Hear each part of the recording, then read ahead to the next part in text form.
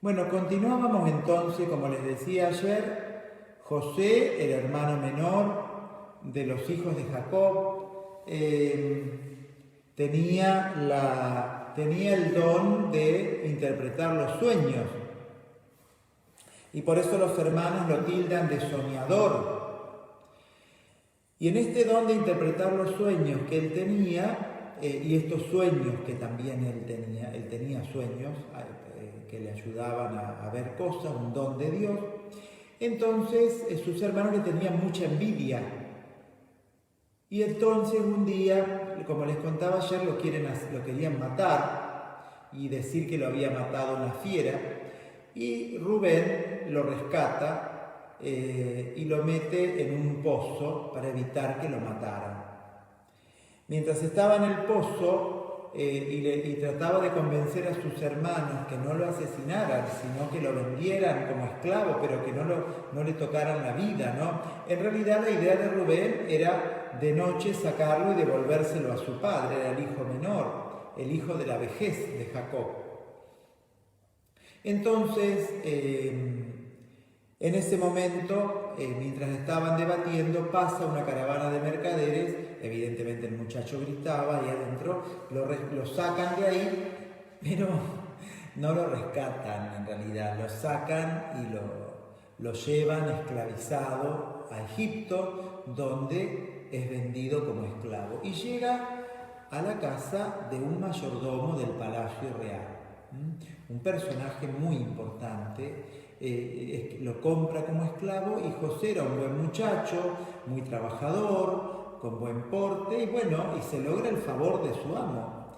Era honesto, tenía muchos conocimientos, por lo cual eso era una realidad muy común, que habían esclavos o mayordomos o sirvientes que alcanzando el favor de su señor alcanzaban cargos importantes dentro de los reinos, ¿no? Los eunucos, por ejemplo, vemos ese eunuco de Candace que iba leyendo el profeta Isaías, ¿se acuerdan? Hace unos días atrás, y Felipe en Jope le interpreta ese pasaje y lo bautiza. Era un eunuco, era un sirviente, pero que había alcanzado el favor de su reina y entonces la reina le había dado un gran puesto real, andaba en una carroza, disfrutaba de los beneficios del favor de su soberana. Y acá pasó lo mismo, él alcanza el beneficio de su señor, que era un mayordomo del palacio real, y entonces de esa forma se llamaba Putifar, bueno, tiene un nombre extraño, ¿no? Pero bueno, un nombre egipcio. Pero aparte, José era un muchacho que tenía un gran porte como varón, entonces joven era, y la mujer del mayordomo del palacio se enamora de él. Y él no le da bolilla porque es fiel a su señor, porque cómo va a traicionar a su señor saliendo con su esposa. Y la mujer le insiste y él le dice que no puede hacer eso porque no puede traicionar a su señor. Hasta que un día ella lo obliga a que esté con ella. Y él entonces se niega rotundamente y esta mujer despechada y enojada grita, se rompe la ropa y grita que él había querido abusar de ella o había abusado de ella, ¿no? Y entonces en ese momento llegan los guardias de la casa del mayordomo del palacio y lo encarcelan a José por una mentira, por una calumnia. Lo encarcelan y va a la cárcel preso a terminar sus días por haber traicionado, porque de eso lo acusaban, por haber querido abusar de la esposa del mayordomo del palacio. Mientras estaba durmiendo, mientras estaba preso en el palacio, mientras estaba en la prisión, en la cárcel, preso en la cárcel, entonces algunos de los presos tenían sueños y él se los interpretaba.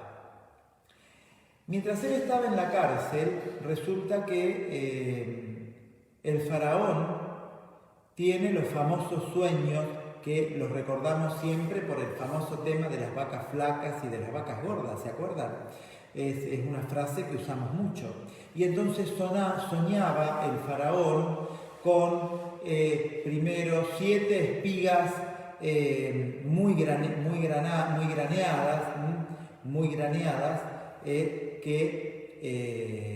que aparecían y eran devoradas por otras 7 espigas también muy graneadas y entonces que crecían más.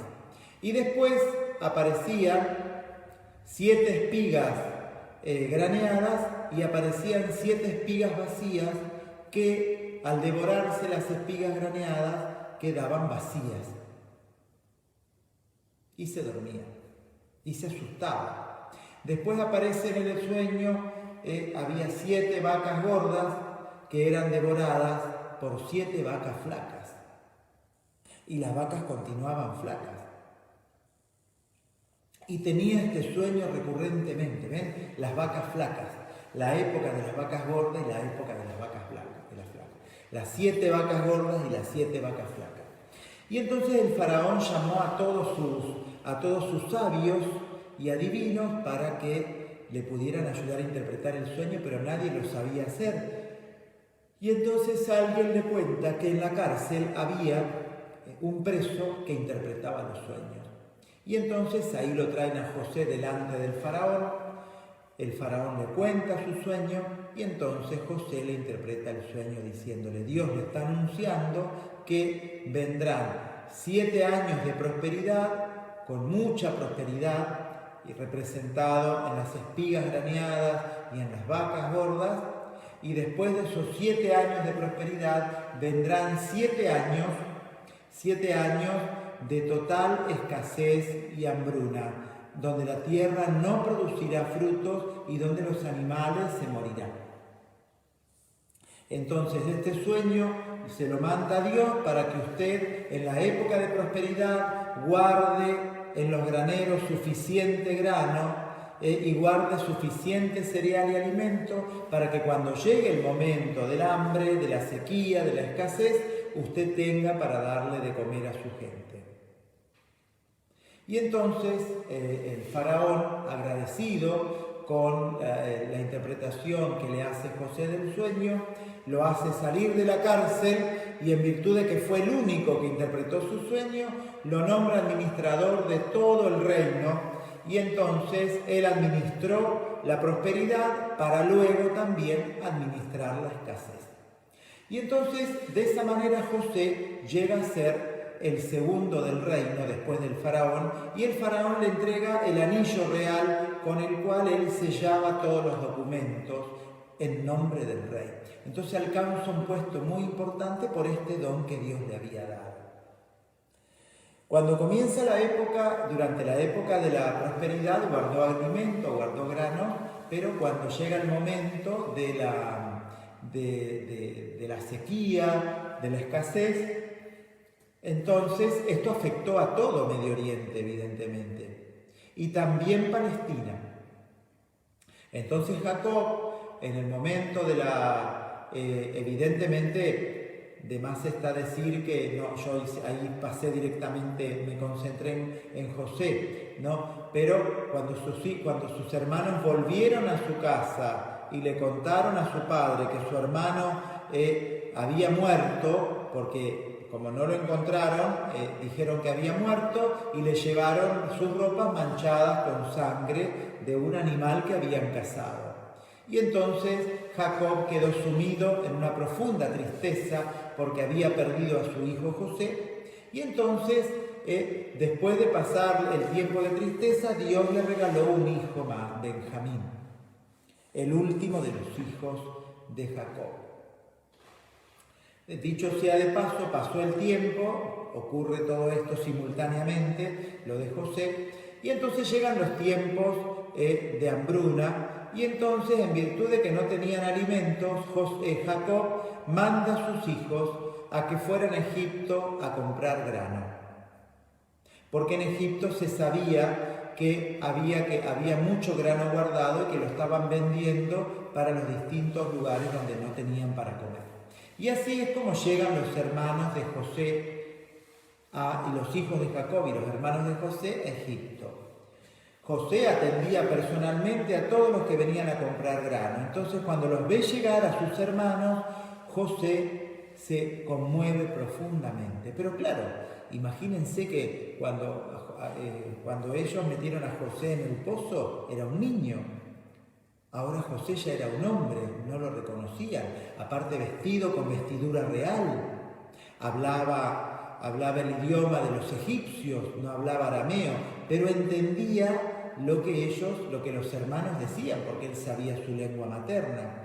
Y entonces, cuando llega ahí, los atiende con un gesto muy adusto y dice: ¿ustedes qué quieren? ¿De dónde vienen? ¿Para qué? No, venimos de Palestina porque no tenemos para comer, nuestro padre nos mandó.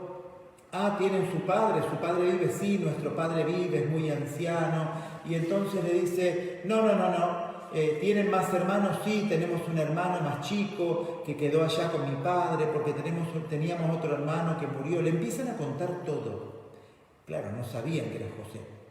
Y mientras le cuentan todo, José le dice: no, de acá no se van a poder llevar nada. Van a tener que traer su hermano más chico para acá. Y ellos le dicen: no podemos, ¿cómo vamos a traer a nuestro hermano más chico? Nuestro padre se muere, ya perdió un hijo, perder otro ahora. No, tienen que traer a su hermano más chico, si no. Y entonces dice: no, pero podemos dejar a uno de nosotros, puede quedarse como garantía de que vamos a volver con nuestro hermano más chico, pero dejarse... Bueno, la cuestión es que queda uno de garantía, llevan algo de grano para su casa y le dicen a su padre que tienen que llevar a su hermano más chico, algo que Jacob no quería. Finalmente acceden. Bueno, es larga la historia, ¿no? Es muy linda toda la historia esta, porque él se iba, mientras hablaba con sus hermanos, iba atrás a llorar de alegría, de tristeza, de todo, ¿no? Porque le habían hecho de todo, pobre José. Y aún así, bueno, cuando finalmente vuelven ellos, José se revela a sus hermanos y les dice: yo soy José. Y ellos se quedan totalmente sorprendidos, con miedo, porque ahora José era poderoso. Y entonces ellos tenían miedo que José se vengara. Pero José no, José los perdona. Es una historia bellísima que tienen que retomarla ustedes a lo largo de todo el final del Génesis. Está la historia de José, porque es una historia bellísima para leerla a los chicos a la noche, antes de dormir. Es un cuento maravilloso, para decirlo de alguna forma. No es un cuento, es un hecho real, ¿no? Pero digo, es una historia maravillosa, bellísima. Les voy a tratar de dar a partir del capítulo 37. Del capítulo 37, 38, 39, 40, 41, son muchos capítulos. Sería una linda historia para que ustedes le lean a sus hijos antes de dormir. La historia de José. Sería muy bonita. Y el encuentro se da en el capítulo 45, del 42 al 45, ahí se da el encuentro. Es una historia muy bonita, es larga, claro que es larga, la estamos sintetizando, pero es una historia hermosa, una historia de mucho dolor, donde José tiene que sufrir mucho. Es una gran profecía de la muerte de Jesús, de la pasión de Cristo, porque de alguna manera José sufre todo eso para que su familia se salve, porque si él no hubiera ido a Egipto y hubiera interpretado los sueños del faraón, su familia hubiera muerto de hambre, el faraón no hubiera guardado alimento y no hubiera alcanzado el alimento para toda la gente, pero tenía tanta cantidad de alimento, había administrado tan bien todo que ahora había alimento. Entonces realmente el mismo José dice: ahora entiendo por qué el Señor me trajo a Egipto, para salvar a su familia, para salvar a su padre. Fíjense qué linda interpretación, poder mirar el dolor, el mal, la maldad de sus hermanos, también Dios la utiliza para que él se transforme en un instrumento de salvación. Y él tiene que sufrir todos estos dolores, estas humillaciones, la calumnia, la cárcel, para que su familia se salvara. Una gran profecía de la pasión redentora de Jesús, de nuestro Señor Jesucristo. Y perdona a sus hermanos y le pregunta por su padre, y ahí hace traer a todos sus hermanos con toda su parentela, porque ya habían pasado muchos años, todos los hermanos tenían hijos, o sea, tenía sobrinos, José tenía nietos, entonces toda esa gran familia entra en Egipto y viven una vida linda gracias al favor de José y de sus hermanos, ¿no? De José y de su familia. Y entonces se hospedan así todo. Israel entró en Egipto. Israel, así es como el pueblo de Israel llega a Egipto. Esta gran familia se instala en Egipto gracias a su hijo José, al hijo de Jacob, al hijo de Israel, que lo salvó de la muerte, de la hambruna. Finalmente, estando en Egipto, evidentemente, Jacob muere, primero muere Jacob y luego muere José, que es enterrado junto a su padre Jacob. Y ahí quedan en Egipto, les va bien, llegan los momentos de prosperidad, y con este tema de Israel con toda su familia entrando en Egipto, se cierra el libro del Génesis. Se cierra el libro del Génesis, se termina. Ahí se termina con la bendición de Jacob a todos sus hijos y comienza la gran historia del pueblo de Israel, del pueblo de Jacob en Egipto. Así llega a Egipto. El éxodo va a comenzar, lo anticipo nada más, ¿no? Lo anticipo sin alargar demasiado. El libro del éxodo va a comenzar con el hecho de que pasaron los años, este pueblo fue próspero porque eran muy trabajadores, este pueblo próspero fue creciendo, fue evidentemente armando una gran trama de familias, y creció tanto que entonces un faraón que no conoció a José, que no recordó y ni recordaba la memoria de cómo gracias a José Egipto se salvó del hambre y salvó a todos los pueblos vecinos y se transformó en una nación poderosa, entonces tuvo miedo del pueblo de Israel, que se había multiplicado muchísimo. Tanto se había multiplicado que el pueblo de Israel llegaba a ser casi tan o más numeroso que el pueblo de Egipto. Y entonces este faraón dijo: pongámosle límite al pueblo de Israel, esclavicémoslo, porque si llega un enemigo y se alía con un enemigo nos van a vencer. Y ahí comienza la etapa de la esclavitud en Egipto.